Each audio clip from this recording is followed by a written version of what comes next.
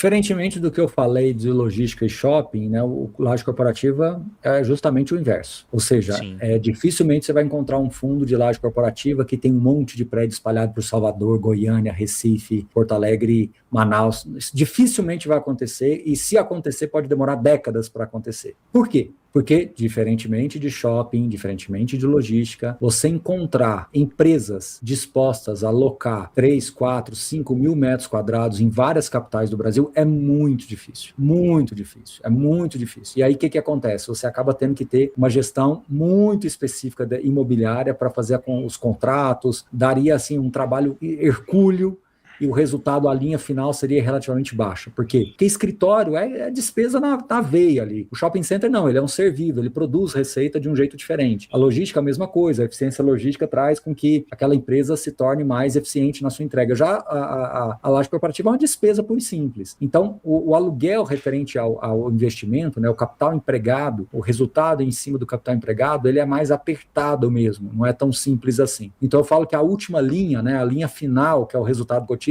um fundo de laje corporativa é mais baixo. Então, isso por si só já é um problema, porque o investidor de fundo imobiliário, ele quer ter uma renda que seja compatível com algo que faça sentido para ele, né? Outro ponto que eu vejo é a questão da escalabilidade desse negócio quando a gente está falando de São Paulo, porque é evidente que em São Paulo nós temos espaço para termos fundos gigantes com relação a lajes corporativas, principalmente nas regiões primárias ali, né? Faria Lima, né? Vila Olímpia, enfim, Jardins e por aí vai. O ponto e os vendedores? Será que eles estão dispostos a vender? Porque quem tem esse tipo de ativo lá, eu chamo que é um ativo de reserva de valor. Explico melhor. Tem fundo de laje corporativa muito bem localizado que paga um yield pequenininho, paga uma renda baixa. Mas por que essa cota não despenca? Porque essa cota, na minha visão, ela é vista como reserva de valor. É um imóvel em que o real valor dele vai ser percebido a partir do momento que você realmente vender aquele imóvel, e não necessariamente você vai vendê-lo. Então,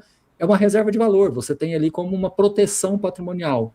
Por quê? Porque são as regiões mais líquidas, ou seja, são as regiões mais atrativas do Brasil. Então, quem tem um prédio, sei lá, na Faria Lima, esse prédio talvez entregue uma renda frente ao capital investido baixa. Mas se você falar, quero vender, vai aparecer uma lista de compradores para acessar aquele imóvel. Então, os fundos de lajes corporativas, na minha humilde opinião, ele acabou ficando mais direcionado para um investidor que tem um perfil mais voltado para esse princípio puro e simplesmente imobiliário. Ele não está muito olhando para a renda, ele está olhando realmente para patrimônio. A visão é um pouco diferente dos outros imóveis, né? E só para concluir, nós não temos tantos casos assim mais. Na verdade, no passado, eu vou falar uma coisa que talvez algumas pessoas que nos acompanham aqui pela primeira vez não tenham nem dimensão disso, mas o mercado de lajes corporativas no fundo imobiliário já chegou a ser 2/3. Então, quando você investia há 15 anos atrás, 2/3 dos fundos eram lajes corporativas. Hoje é menos de 10%, eu diria. E aí, posso até olhar aqui no IFIX quanto é que isso representa. Mas eu diria para vocês que essa amostragem ficou muito menor justamente porque você não tem a mesma escala de crescimento como um fundo de logística e shopping que a gente acabou de falar aqui. Então, as opções são bem escassas, né? Corporativa é 8% praticamente do IFIX. Então, é isso que eu estou falando. Então, já foi 2/3, hoje é 8%. E assim, na minha visão, diminuindo. Daqui 5, 10 anos, talvez vai ser 5. Por quê? Porque enquanto você capta, como você acabou de falar, um fundo de shoppings que comprou 600 milhões em shopping center, será que se você entregar 600 milhões na mão de um gestor de lajes corporativas, ele vai conseguir comprar isso? Não necessariamente. Em São Paulo, muito difícil, entendeu? Você não tem tantas opções à venda assim, entendeu? Enfim, eu acho que existe um desafio estrutural. Temos boas opções? Temos, mas sempre com essa cabeça. Se o investidor estiver olhando só o fator renda, dificilmente ele vai investir em fundo imobiliário de lajes. Agora, o mercado colocou um prêmio de risco nisso, tanto que os descontos patrimoniais são expressivos. O que eu, Baroni, de novo, agora é uma opinião 100% pessoal. Sim. O que eu acho que os gestores deveriam fazer? Eu, Baroni, penso isso. Eu acho que alguns gestores deveriam simplesmente vender os seus ativos quando os juros começarem a cair e devolver o dinheiro para o cotista.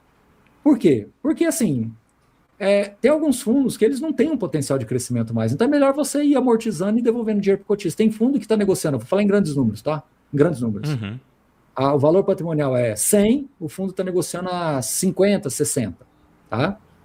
O que eu acho que quando os juros começarem a cair, a tendência é que esse 100 até aumente. Então, o que eu sugiro?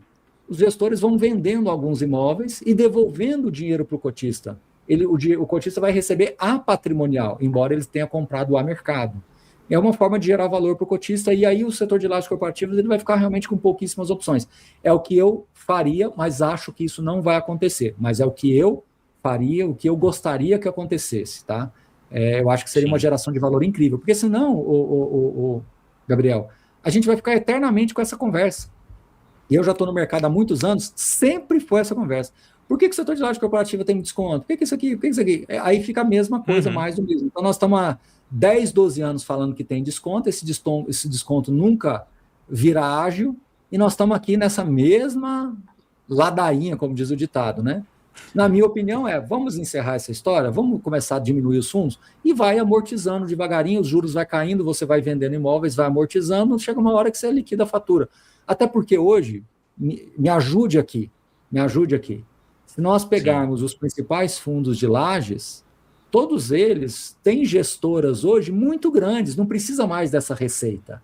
Porque se eu estivesse falando isso há 15 anos atrás, eu estaria falando assim, gente, acaba com a indústria de fundo imobiliário, porque 2/3 é logística, 2/3 é laje corporativa, mas eu falar isso agora com 8%, você acha que um grande gestor que tem bilhões em shopping, bilhões em logística, bilhões em fundo de papel, se ele vender 1 bi de laje corporativa, vai mudar alguma coisa na receita dele? Não vai.